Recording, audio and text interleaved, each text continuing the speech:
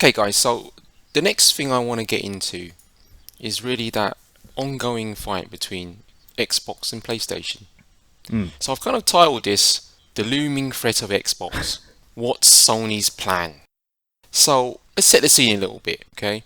So clearly Game Pass casts a massive shadow over gaming, over PlayStation, mostly everything. But what are the numbers?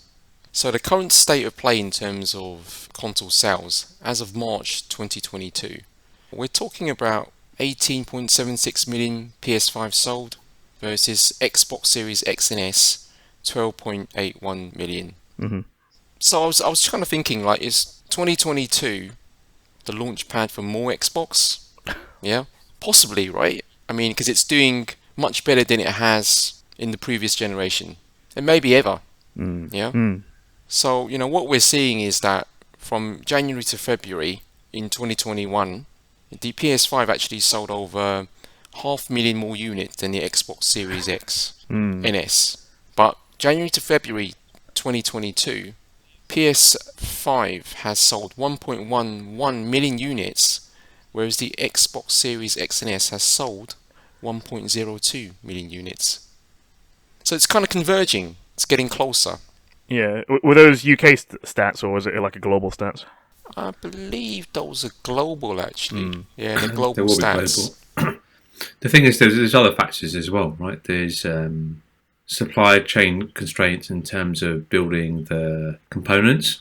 Also, the fact that Xbox has a cheaper console with cheaper parts.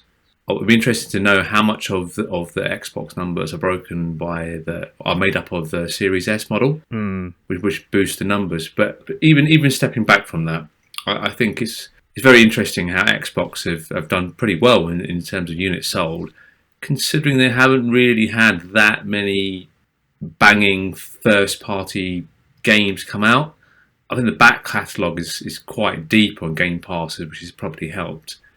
And yeah, and interesting to see how they'll do this year, given they've had a couple of big games that have been pushed to 2023. But they've done on the surface, they've seemed done pretty well compared to the previous generations and keeping up. Correct. And really, you might say that Game Pass is their big banging first party product. Do they need those exclusives? With a service like that? But it's interesting. It's interesting information. I mean, Xbox Series X and S selling better than Xbox 360 in the same kind of like time window, and Xbox X and S has outsold PS5 in Japan for the first time in almost a decade. And I think this happened. This month. Yeah. But what's the catalyst for that though? I because there's no Japanese game, so it has to be supply. Exactly. Yeah. Yeah, but I mean potentially.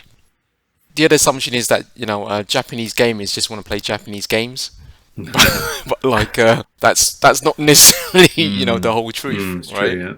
I'm also guessing that Japan like their small compact products, and I think the Xbox Series S kind of represents that. Well, yeah, especially in comparison to the PS5. Yeah, and the Xbox Series X, big units, yeah.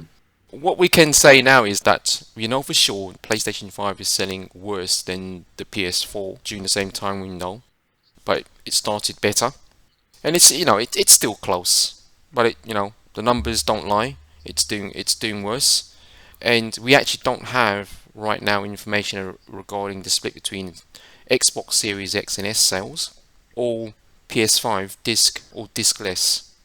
I don't think that information is widely available at the moment. Okay. And just to be clear, these numbers are actual units sold to the customer versus shipped to the retailer stores, and we know most of them sell out in retail stores anyway. Yeah, they sell through. I don't actually think Sony kind of deliver numbers in any other way. I don't think they've done that for a while. Still impressive numbers, supply constraint or not, issues or not, but there's that looming threat of Xbox. They're very close. Breathing down Sony's neck. Well, in terms of a long-term play, I mean, if you think about, as you said, Game Pass being their main product, once you're on there, you're going to be hooked. It's the same as having a Netflix, right? To leave will be very, very hard. Well, people are cancelling subscriptions. They are starting to now. Yeah, we'll get into that. I know where this is leading. We'll get into that. We can say it certainly at the start of the year. The outlook for Xbox looking pretty good.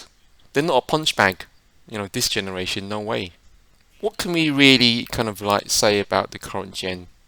Yeah, well, really so far it's been about cross-gen plus services, and really Xbox has had kind of Halo and Forza release in the last year, 2021 Q4. Both games cross-gen. PlayStation had Horizon and Gran Turismo in, I think it was Q1 2022. Again, cross-gen. We know supply issues persist, though it can be said that getting an Xbox is a little easier, or has been a little easier. Yep. Game Pass has 25 million subscribers as of Jan 2022. PS Plus has 48 million subscribers as of December 2021. Yeah. Now, Microsoft reports that Xbox had a record Q1 2022 in earnings. What, in terms of Game Pass? In terms of the Xbox business out. The Xbox business in its entirety. Whereas Sony's recording the second largest quarterly revenue for PlayStation during the holiday period, 2021. That was $7.15 billion in that, I guess, the quarter. And that's basically higher than any other platform holder. And I just kind of said, ever. Yeah. It's interesting how PlayStation have kept the PS Plus brand in terms of their Game Pass. They can say the numbers Correct. are high, because I still don't think they're gonna have the same translation of people to the higher tiers, which are closer to Game Pass but nowhere near Game Pass because they don't have the first party day one. But yeah, it's not that hook of a day on day kind of first. Yeah. No, but it does actually reinforce what you're saying, that Xbox is breathing down Sony's neck now. It really is. And I just thought that we should give special consideration that there's about 100 million Xbox Gold subscribers. How, I don't know, but those are the figures I've seen. Yeah. It's also worthy to note that PS4, Xbox One still being sold, and we're still in this cross-gen phase. We haven't left it, and it'll probably go on for a little bit longer because of the issues that we're having. So, a question on the Xbox Gold subscribers: is that mostly console numbers, or does that have a bit of PC as well? I would have thought it had to have some PC in there, but I can't remember Xbox Gold for PC. Yeah, I think you could probably. I think it had some level of Windows stuff on it, Xbox Gold, but that must predominantly be for the standard Xbox. Could be people who have got some, legacy Xbox consoles, and I guess with Game Pass also, Xbox Gold comes with the higher tier, comes with Games Pass, so those numbers are factored in there as well. It's still a number. Right, That's a big number. It's a massive number. It's interesting because there's a new European regulation where you can't just let customers persist on a subscription if they're not using it. You have to give them a warning that you're going to cut them off within 30 days if they've not been active, and then actually cut them off and stop payments. Intriguing. I don't know when that's coming into an effect. It's in effect already because Xbox. Oh, is it? Okay, yeah. They've already kind of remediated that, and then PlayStation did it. That's already happened. Right. Okay. There you go. So these numbers are going to change, then, aren't they? Let's see. So the playing field. Indeed, but it's interesting. It is very interesting, and I will say, as a last point, let's not forget. Currently, the Nintendo Switch is still the best-selling current-gen console. Don't forget that, you Xbox and PlayStation fanboys. Yeah, it's lost. Well, it's whenever Nintendo decide to refresh their tech. It's like this is their current gen. You know what I mean? Until they decide to basically move over. So, with all that said, with kind of Xbox kind of really breathing down Sony's neck, how we want to consume games kind of really changing, and really kind of, Xbox and Microsoft really changing the kind of like playing field. Does Sony have a plan? Because Xbox has one. They've got one, right? So far, what's their plan? Well, we've got a new version of PS Plus that will launch in June. And it's being kind of rolled out across different regions. I think it's end of May, region by region. I don't think we're even going to get it in the US or the UK first. Confusingly, there are 3 membership options. PS Plus Essential, which is current day PS Plus, PS Plus Extra, and PS Plus Premium.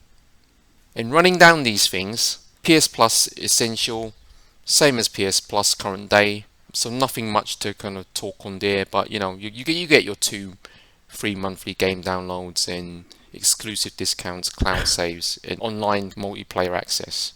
PlayStation Plus Extra provides all the benefits of the Essential tier and adds a catalogue of up to 400 games, mostly on PS4 and PS5, and those games will rotate as well.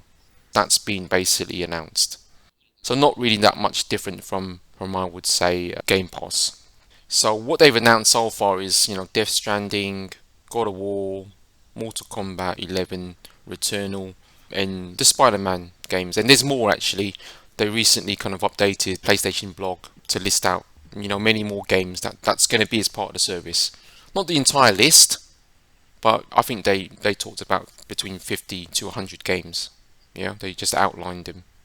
Now, PS Plus Premium provides, again, all the benefits of Essential, Extra, plus adds 340 additional games, including PS3 games via cloud streaming, a catalogue of classic games available in both streaming and download options for PlayStation, PS2 and PSP, cloud streaming access for PlayStation, PS2, PSP and PS4 games. And they've also said that PS Now has been, or I should say their streaming service has been expanded across more countries, which I found quite strange.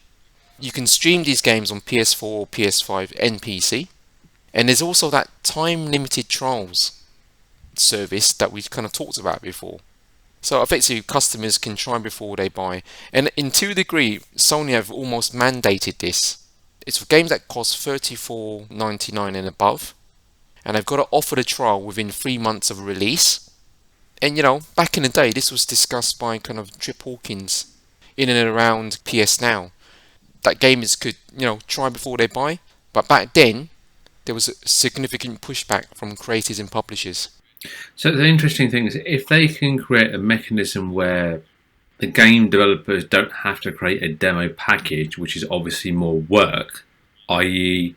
PlayStation has a timer and that the game gets deleted off the console. That's exactly how it works. Yeah, okay, great. Developers don't have to do anything apparently, but PlayStation does the work, and it's probably it's a counter. It's a 2-hour counter from the time they start the game rather than from the time they download the game. It's kind of like, it's an interesting way. I mean, they're really forcing the issue. Yeah. I remember in Destiny 2, like the first campaign had like parts of the campaign that made you think it had the persistent features of the game that didn't disappear. Yeah, I mean, all this could change really. Sony, they own the service. They'll obviously collect the data they need to say is it worth doing. I just think, on the face of it, game trials, what we used to call game demos, is pretty consumer friendly. Why not try before you buy? It feels like Sony is shoehorning a feature in to justify the higher price versus having anything really substantial. I don't like the tiers myself, but we'll get into that. But yeah, I mean, I do think having games trials at that tier seems a bit weird, if you know what I mean. Yeah, it should be open to all of them, really. Yeah, I kind of felt that you should have played that a little bit differently. But again, the service can change. It will be about competition at the end of the day. But as you said, it feels like some of these things should be open to all the tiers, but I just think they've got one too many tiers. Probably, yeah. 3 tiers, difficult to understand. What's the price difference? It's very complicated. But it's one too many tiers in my view. It's whatever they feel they can get away with. We'll have to watch this space and see what happens. But obviously, they've absolutely confirmed it won't offer day-on-date first-party games. However, in an interview, they're not really shutting the door on that. They just said not now. Now, I don't ever think they will do an Xbox and say every first-party game that we produce on Game Pass.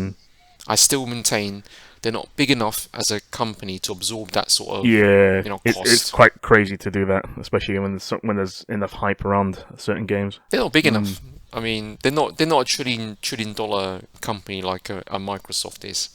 I also, without going off on a tangent, I don't think we've really seen the impact on game design off the back of Microsoft having Game Pass with their first-party games on. I suspect they are going to lean towards more games as a service. Potentially.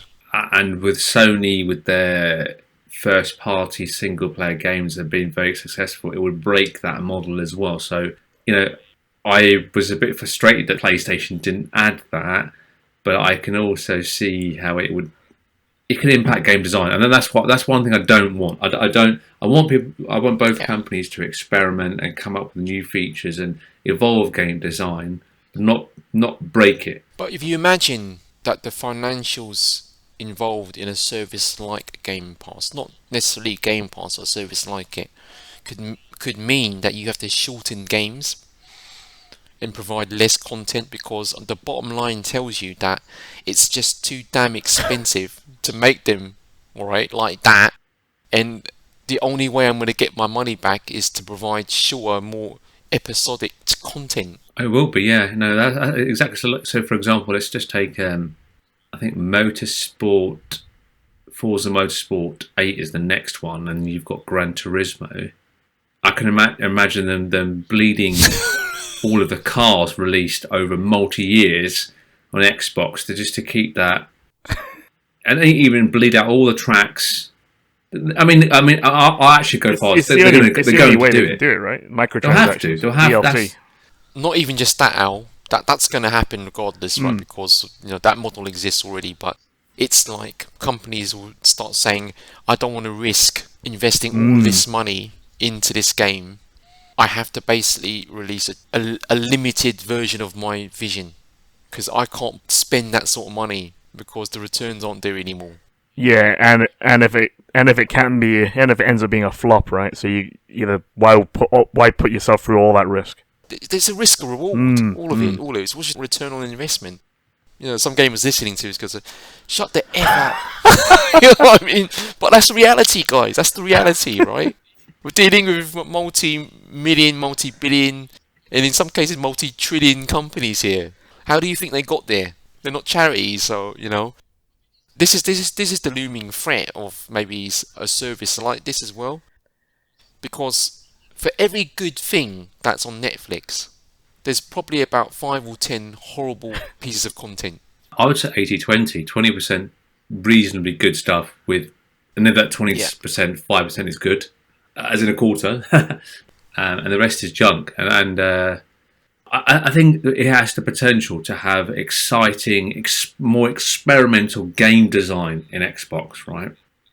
Given their culture, I think they can promote that. And I think a game is fine if it's small, but as long as it's taking risks. If it's the same game as the previous one, they've just artificially stretched it out, I think all gamers will get very frustrated by that.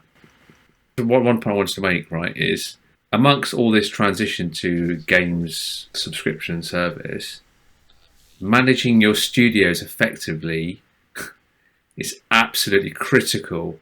And we're going to talk about that.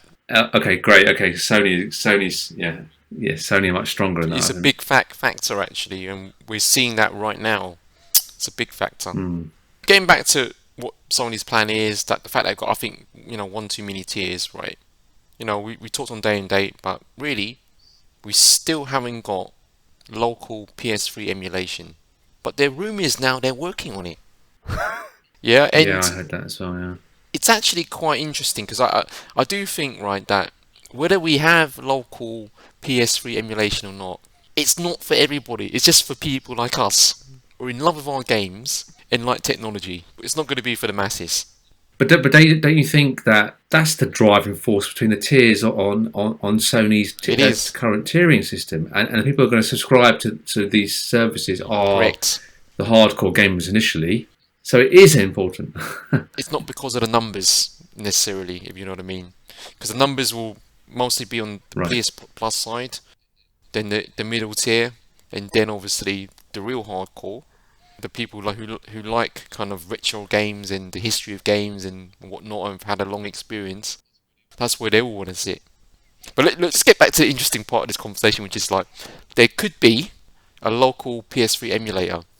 But what I heard recently, and I think it was on Sacred Symbols, is that PS3 games employed really different techniques to get around the limitations of, let's say, the cell processor.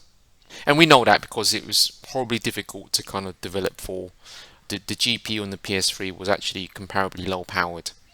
So they had to find a way to redress the balance, if you like. As an example, there's one specific anti-aliasing technique called MSAA, and they actually did that by distributing workload across all the cells cores or their SPUs. They did really kind of specific things like that, custom things like that, to get more out of the PS3 architecture. So what they said that was quite interesting, which made perfect sense to me, is that the emulator has to work almost as many different emulators, dealing with the different techniques that maybe kind of specific engines applied. And that's one of the reasons why it's been so difficult to get an emulator out. And there is a PC emulator out there, right? And it's doing a reasonable job. The thing is, with that emulator, you need the highest tier of consumer PC to run it well.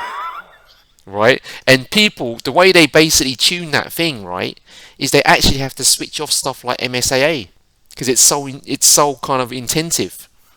So it definitely is a challenge. The more I kind of hear about what's having to be done, it definitely is a challenge. The techniques employed are very kind of like custom. They also go against the grain of how we typically develop games now, because everything's on the GPU. It's not on the CPU. We don't do that sort of stuff on the CPU. This is something to consider. But that's exciting, I think. If they got that up to the highest tier, I'd be excited by that. But I'm a geek, so... I'm just thinking it must have been hell for PS3 developers. Yeah, but look at the results. It was hell, but I mean, look at the results, yeah. The other thing that I would call out is that the way that the backwards compatibility works right now is you can't really play your retro game collection from the disc. You just can't. On the PS5, one of the reasons you can't is that you can't even read the disc. So there's a hardware limitation. There's a hardware limitation. So you can't even do it. But that was probably for anti-piracy reasons, right? They just didn't build it into the unit, and it was probably cost considerations. If their plan is to eventually have every single PS1, PS2, well, actually, in fact, I'll take that back. They're never going to have every game, are they? Because they won't have the licenses for every game. So that is a bit of a bummer, isn't it? Whereas Xbox own... Does Xbox own the license for every single game published? No, so they're the same challenge. It's just right? that they must have been based on at least a Windows form factor before, so they probably were a little bit easier to backward compatible. I don't know if it is, Al, because they even have challenges with music licensing in game. Yeah. I'm not talking about whether Microsoft are able to get every single game. I'm talking about whether they have the licensing to put it even on. And I think they'd have to have the new agreement with whoever owns the rights to it. All expensive stuff. But if you've got the Xbox disc, can you play on the Xbox? I believe you can. But then again, that's not every game. Yeah, on the PlayStation, no, because physically you can't. Yeah, I mean, what they should consider is, hell, we scan barcodes all of the time, right? Do something along those lines. Have it tied to your account once you do that, because obviously, when PlayStation 1 was around, PlayStation 2, there was no kind of like, PSN. Not a good version of it anyway. It's not a real fix really, but it's a way to get around that and show a little bit more kind of respect to to the consumers. The other thing that I'd say is notable by its absence is PS Vita. I'm thinking they may save that for a future iteration, because I hope they do it actually, because there were some stellar things on PS Vita but they can deliver it over time. So I do believe it will come, and it should. The PS Vita's challenge is, it's like we talked about PSVR. It's the physical aspects of that hardware. PS Vita had the back touchpad. It had the touchscreen. It had all these other controls, right? And that's where there's going to be a challenge. And that's where I think they've skipped it for now until they can find some solutions around this. Yeah, a question I had was all of the tiering on PlayStation and all of even the marketing on the Xbox side around the back catalogue. How long do you think people will be really interested in playing older games before the people go, well, that's great, and then it becomes only, well, Xbox has the first party, so then really that's really what I want. Because that's when Sony's going to have a problem. Depends on if there's enough new content to keep people busy. If there's not enough new content, people will go back to their back catalogue, their retro games, play a bit of that to keep themselves busy. Yeah, I just somewhere think that the people that had nostalgia from those games are much older and have far less time, and they like the romantic idea of having access to it. But will they really pay for it? And then will they really pay for it on a persistent period to actually have a subscription for a long period to warrant Sony and Xbox having the service?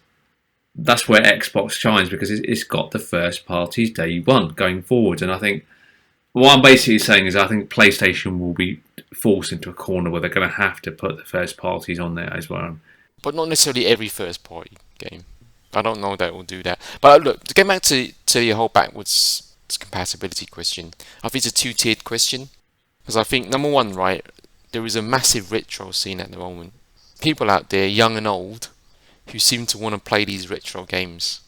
And there's obviously, connected to that, there's the game preservation slant, which is, to my mind, kind of building a little bit more traction these days. I mean, it's not massive, compared to everybody that plays games, but it exists.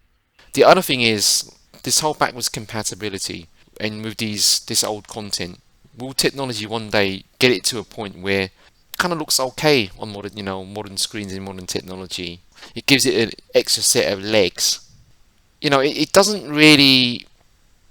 not really place or substitute, let's say, day-on-day first-party games. But there's definitely a kind of like group in the community who want this sort of thing. It's just good PR, if not anything else. There are people out there who are restoring old consoles, collecting old console games. They're building kind of emulation with FPGAs and hardware. It's all real stuff, and I'm seeing it more and more. You know what I mean? So I guess it's like people kind of like buying vintage clothes or something, or wanting to dance to kind of seriously bad kind of 80s music. Yeah, they went through the whole mini-series, and, so it made good money. Yeah. And that nostalgia, people still hold on to. I bought, the Mass Effect remaster. I've touched it for maybe like an hour. Well, let me put it this way. In a video streaming service, would you not expect to be able to watch old films? Yep. It may be in rotation, maybe not all of them. No, but you'd want some, right? People kind of talk about, the greatest films of all time, like Star Wars, Citizen Kane, It's a Wonderful Life. You know what I mean? There's an expectation. It fills up the numbers as well, doesn't it? Yeah. And you can use all of the logos and stuff in marketing. So it's kind of the reality of how much people do play those retro games or actually watch those retro films. I think is much lower than people probably think. Absolutely, I totally agree with you. The power of saying you have it is disproportionate to the actual use of that content, I think. Well, it's the same as even just having games in your library, even though we've not even played it. Of course. Yeah, I mean, absolutely. I mean, this is why I've said, these sorts of game services may not be as valuable or practically valuable as you think. Giving all this shade about kind of like PlayStation's new service and their tiers, the reality is there's good value here, because ultimately it gives you access, if the numbers are correct, to 740 games, and some of which obviously rotate in and out. It does offer game trials, which, on the face of it, seem consumer friendly. Again, the new PS Plus service, it appears it's kind of safe, isn't it? I mean, it doesn't do anything that you wouldn't expect it to do, almost. I'm still missing the price, because I can't. If without the price, I can't tell you if it's good value. The price is out. What I did, like, I kind of broke it down. So, how did I compare it? So I said it would be better to compare Xbox Gold versus PS Plus Essential, or current day PS Plus. Because the reality, and I don't know why people are not saying this, that is the comparison. That is the like-for-like service, not PS Plus versus Game Pass. Yeah. We should compare Game Pass vs PS Plus Extra or PS Plus Premium. That's the comparison. Let's go through the list. Yeah, let's go through the information. So Xbox Gold, $6.99 a month. As much as I could see, there was no yearly charging model. Well, at least I couldn't find one. PS Plus Essential, or the current day PS Plus, is also $6.99. And it's effectively $49.99 for the year, which boils down to £4.20 per month when you basically do the math. So that gives you obviously multiplayer, 2 monthly free games, cloud saves, membership discounts. For PS Plus, they give you one additional thing, which is this PS collection, these 20 games or so. A small curated game collection, which is, decent enough. Now, when you start comparing, let's say, Xbox Game Pass, so let's compare it to PS Plus Extra. So obviously, all the same things as Xbox Gold and PS Plus Essential. But let's say every one of those services gives you 100 plus games. PS Plus Extra, they give you a kind of a boundary and they say 400, but it's 100 plus. Xbox Game Pass gives you game streaming, PS Plus Extra does not. You get EA Pass with Xbox Game Pass, and you get day-on-day new releases with Xbox Game Pass. Cloud-enabled browser play, that's Xbox. But I think that's more about streaming and playing games on a web browser, that sort of thing. Both no PC games.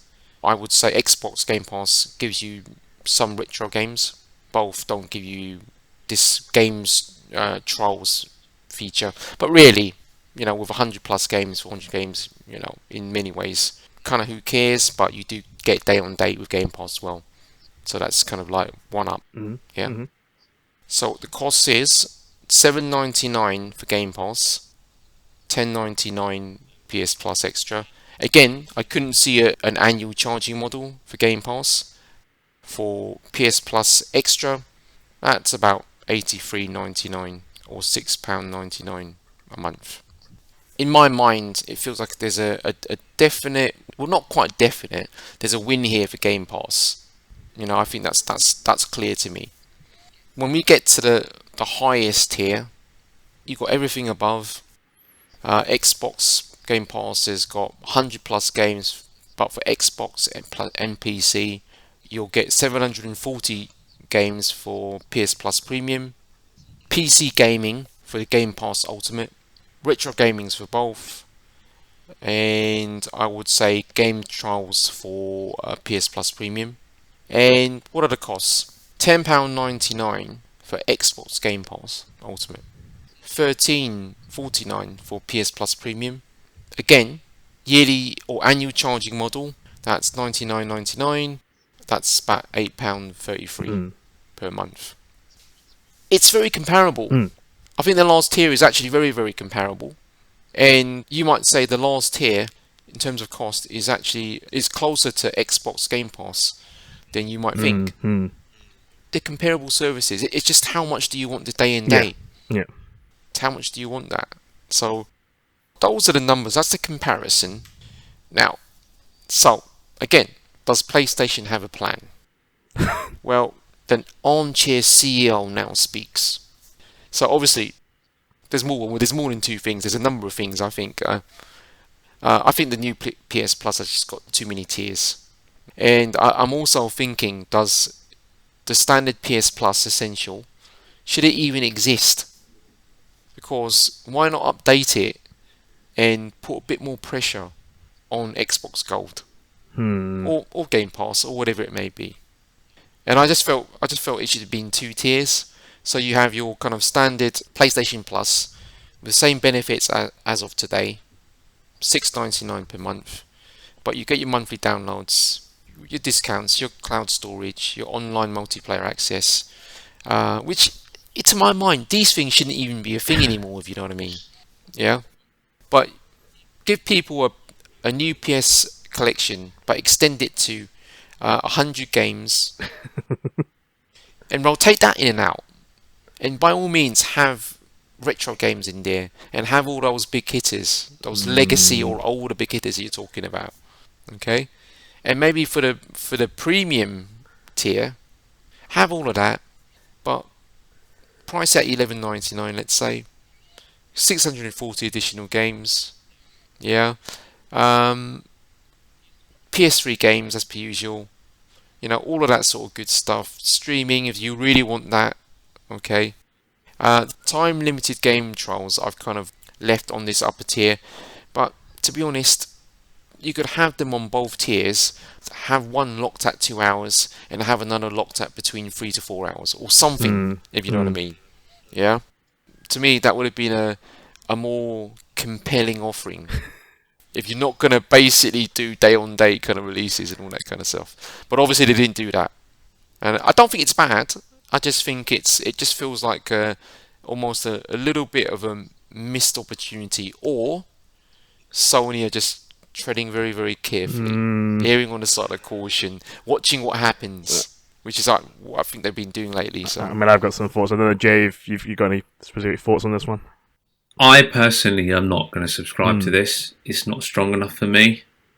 But you'd still need the basic tier, not for things like Destiny. That's not subscribing to anything new, is it? And I've already got that. The games in the first tier up, the PlayStation Plus, are I'm happy to just buy them because they're reasonably cheap now.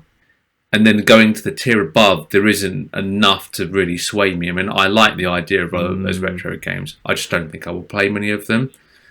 But that's its current state now. I do think that they'll get forced into doing first party eventually, and then I would subscribe. But PlayStation have a lot of regular sales on a lot of those games, and as soon as those games are on. Well, this is an interesting thing. Those games that they have regular sales on, once they're on the higher tiers of PlayStation Plus, will they not have those sales? Probably to push people towards it. But I just don't. I agree. What's on the points before? Too many tiers. It's confusing. I don't think they're strong enough for people to subscribe to them, other than the hardest of hardcore.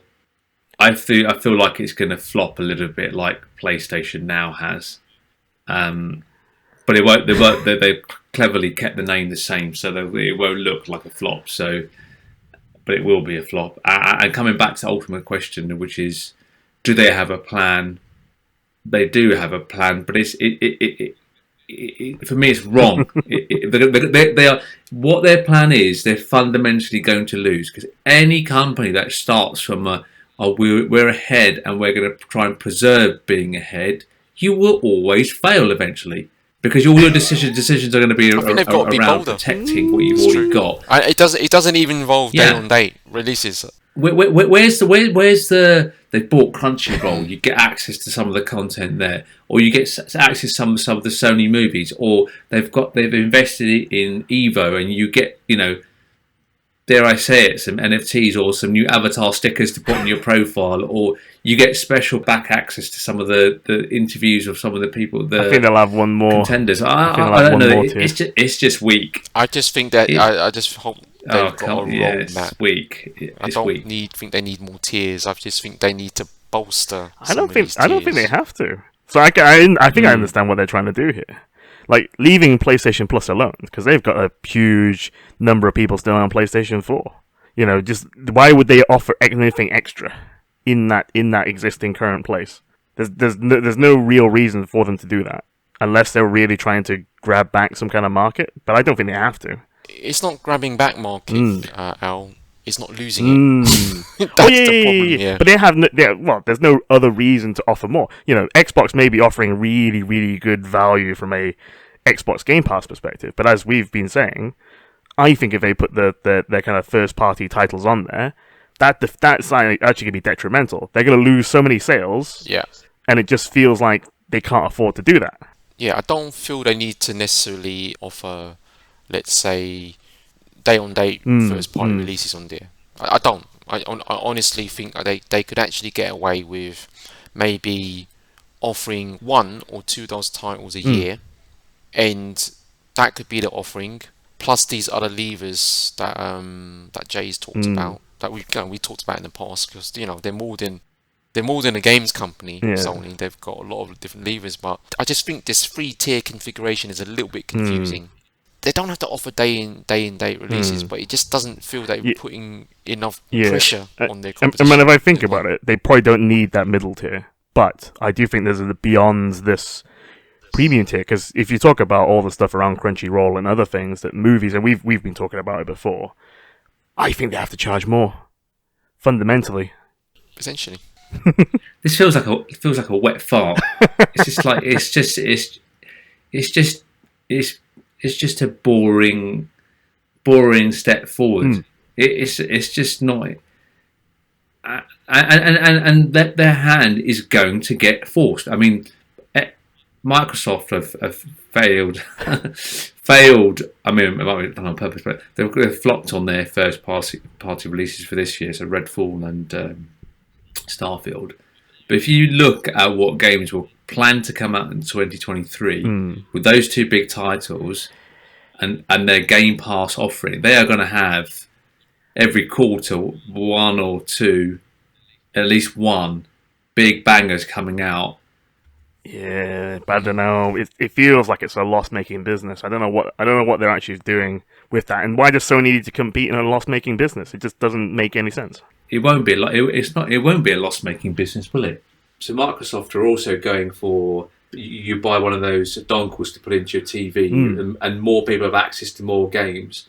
I think they will have more of a push on the kind of the casual gamers as well. They'll need those numbers. Yeah, because they're not going to get those numbers through the hardcore. No, exactly. Tell you that.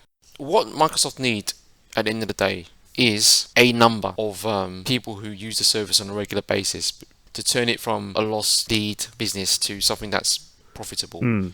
That's a bit of a build-up. It's not going to come because they've absorbed the kind of PlayStation nation or the Nintendo players. That's not going to happen. They need a bit more than that. I haven't actually ever seen someone running the numbers that if you take an average of, let's say, 5 years, what's their attach rate of the actual games?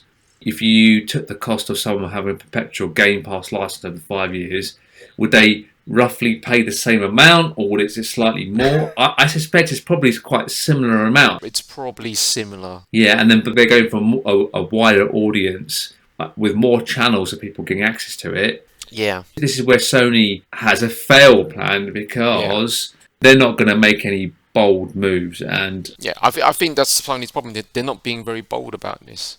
Yeah, I mean, this is Jim Ryan's basically PlayStation, right? Because it's so weird. There's no big brash announcements. But just blog this. But I think we're also in this. I think they may have taken the right strategy. Maybe out of luck, though. Current climate of the world. It slowed things down. I think we all agreed that, pretty much they needed to do a little bit more. Wet fart. Yeah, it doesn't do enough, really. Even if they crunched it down to 2 tiers, right, they could have bolstered what those tiers had offered, and it would have been a little bit more kind of valuable, if you know what I mean. And, PS Plus and, Xbox Gold right now, they're kind of dead offerings because they're the kind of offerings you want people to move off. I can imagine Xbox getting rid of gold.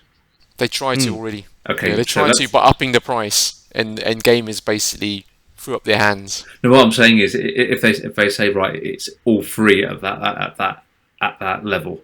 They haven't done it yet because what they tried to do was up the cost of the thing to try and drop the numbers down.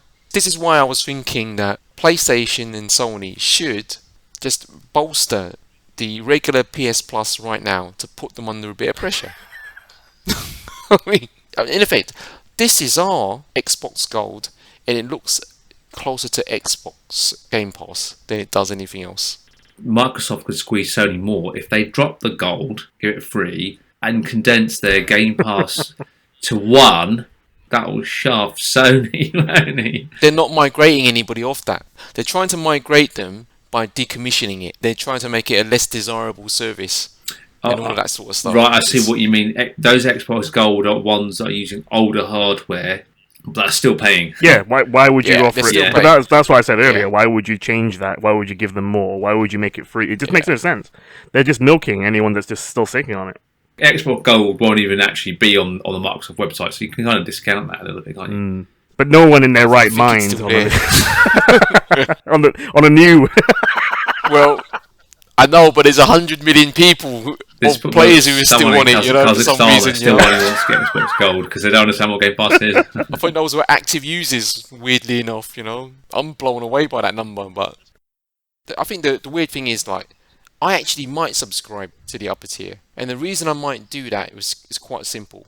I looked at the list and I thought, well, I haven't got some of these titles, so it might be actually alright for me to subscribe for the year. I'm not in love with the service, but I kind of, I'm looking at the numbers and I'm thinking, okay, that might be worth doing. But Jay, you're right in saying that really, PlayStation have been really safe. Does PlayStation have a plan? Well, I hope they've got a roadmap, because there's all these levers they could pull over time. And I hope they're thinking like this, right? Because, as you say, right, I'm not a believer that they want necessarily to do everything day-on-date releases, but I think they can do some things. But if they don't do that, then there's all these like other levers you can pull. Would you be happy if their titles were 1 year old, that they came to their top tier PlayStation Plus?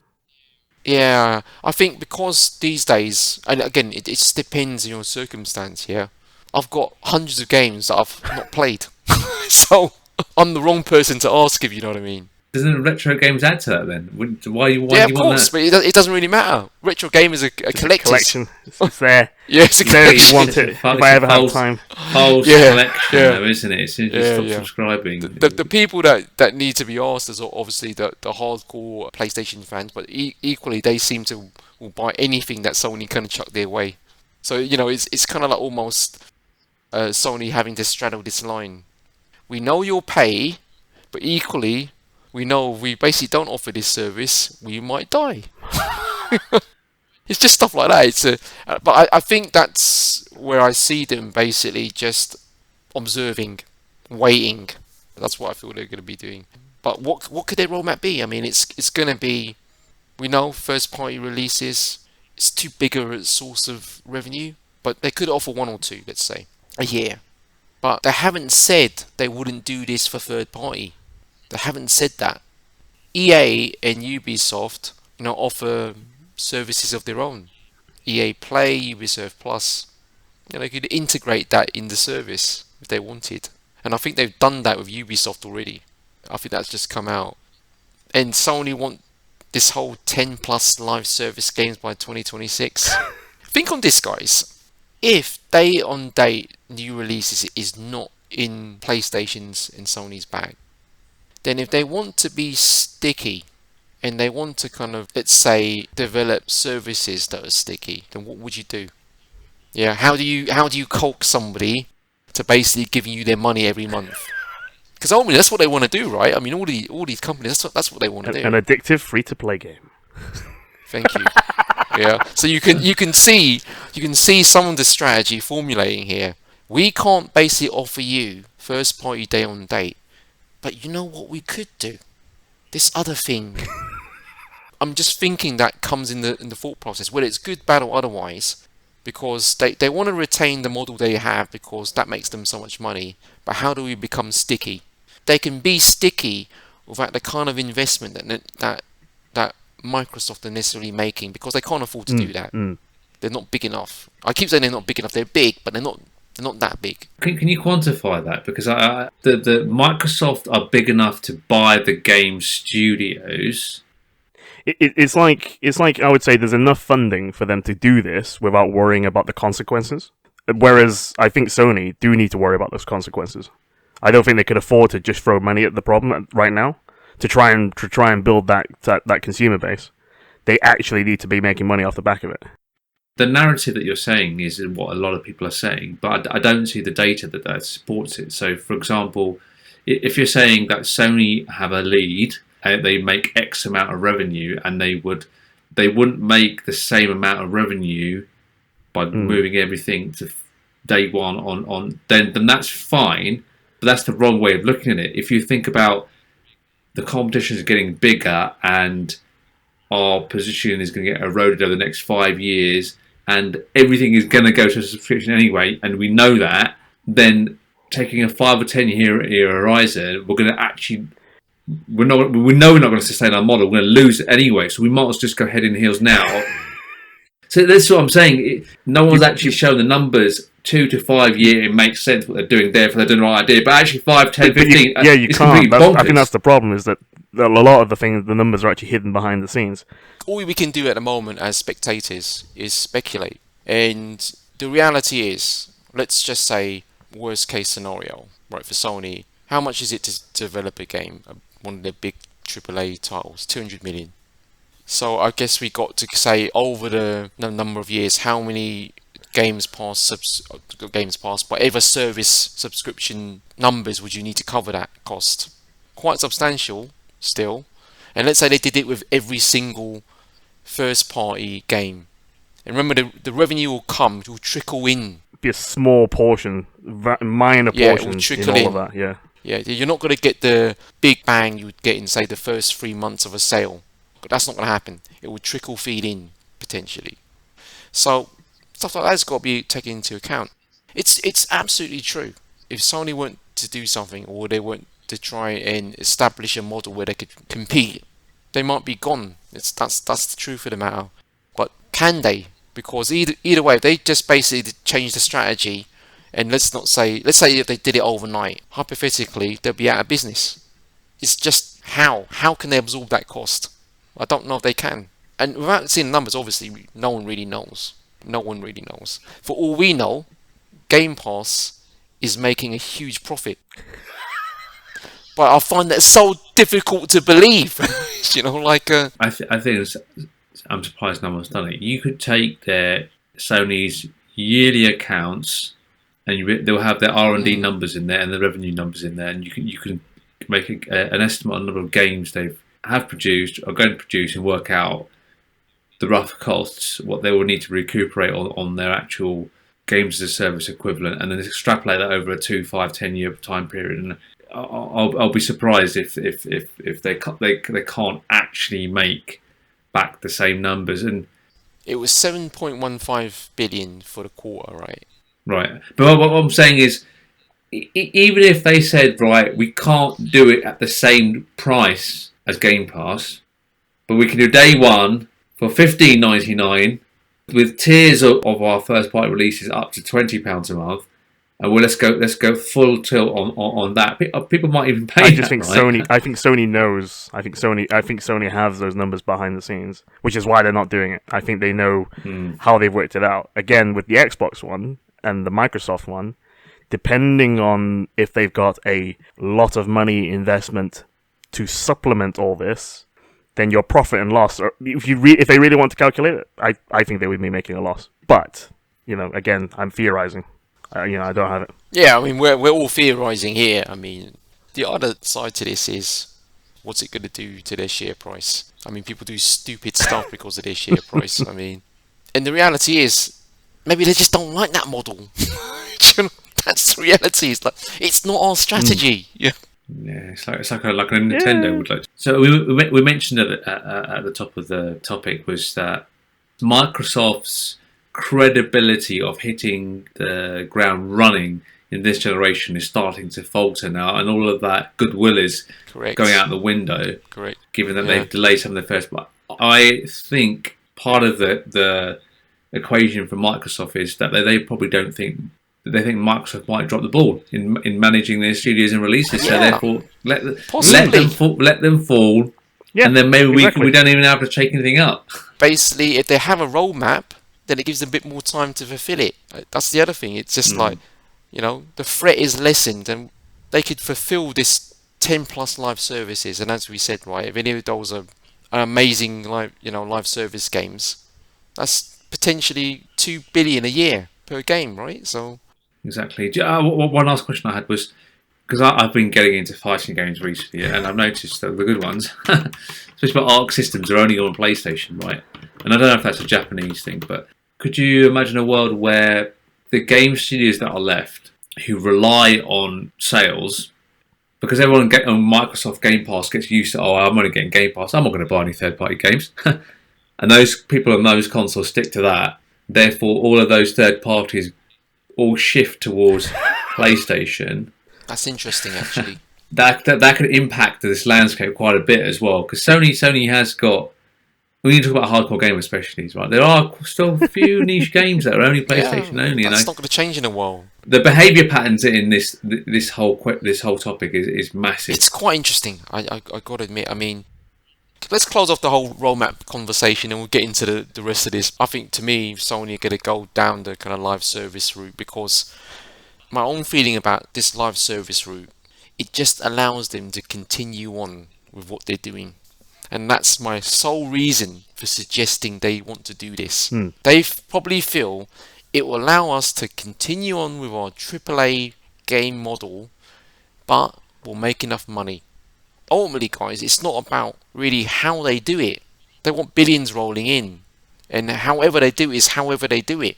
I would also say this whole backwards compatibility thing, come on, it's about bloody time we can play our PS3 games with native emulation. It's turning into a bit of a kind of like a joke, isn't it, really? And, you know, also putting a system where, you know, if you own the game, you don't have to buy it again. Please. That would be quite nice. Yeah. And, you know, we know that PlayStation wouldn't be able, or 5 wouldn't be able to kind of play some of these older kind of games media, PS1, 2, kind of PSP, UMD, and Vita cards, obviously. But the other lever, Jay's also touched upon, and we've touched upon in the past, is Sony, you've got film, TV, and music services. They've got Crunchyroll and Funimation. They've got Sony film and music content. They've got Evo in gaming tournaments. In PlayStation Productions, obviously has a universe of film and TV incoming. They've got Last of Us with Pedro Pascal and Bella Ramsey from Game of Thrones.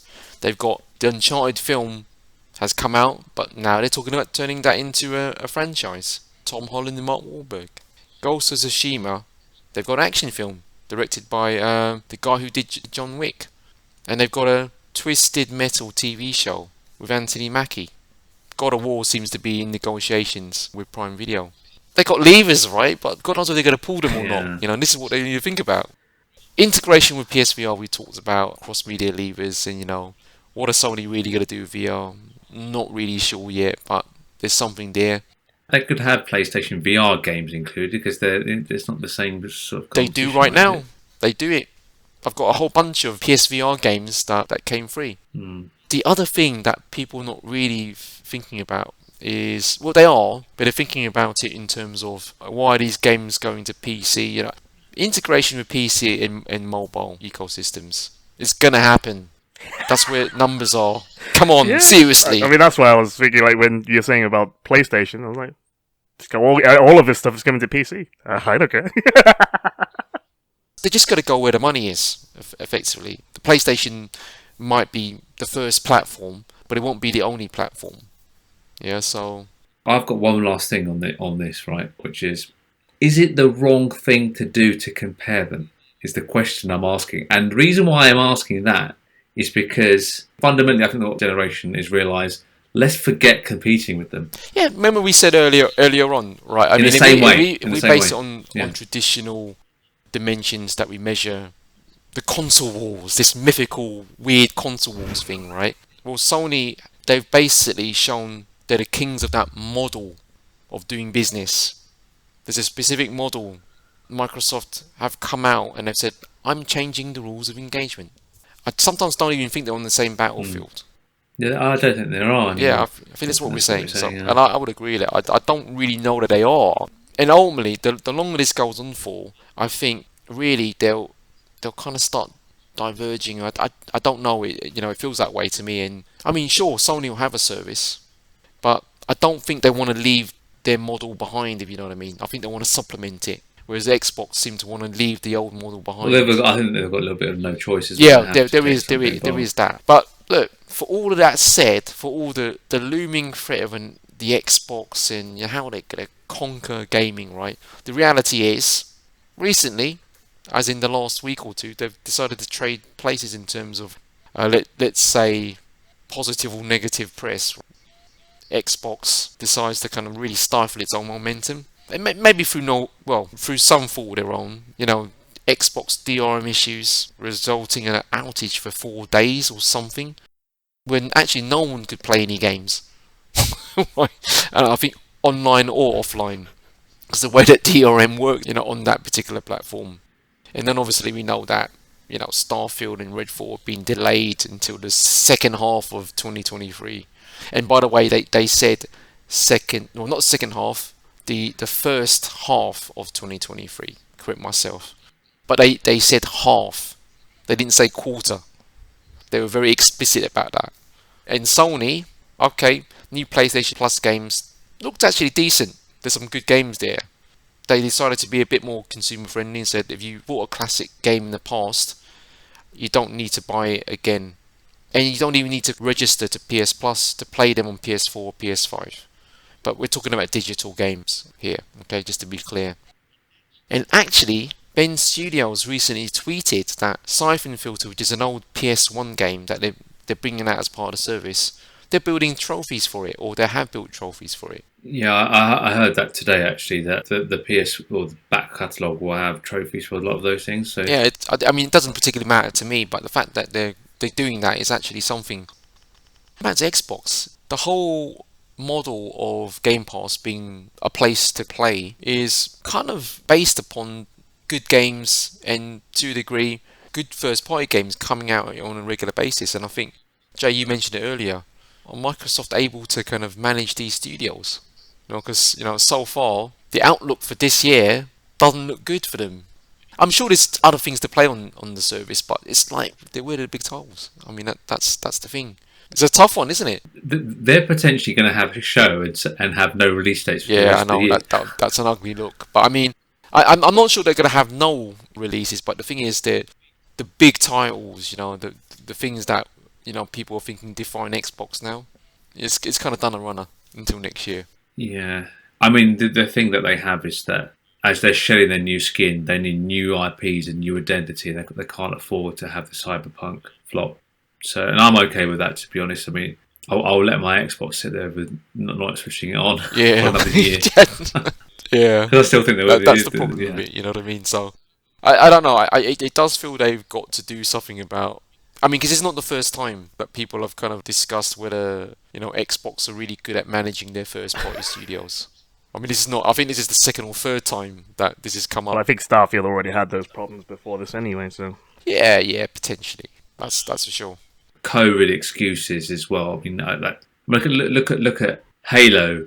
Yeah, but that's not going great guns, is it? No, that's what I'm saying. It is. There's no COVID excuse for that. It's Phil Spencer and his team would have been playing the regular demos of the working product versus seeing PowerPoints of this is how we're doing and massage the progress, and it still flopped.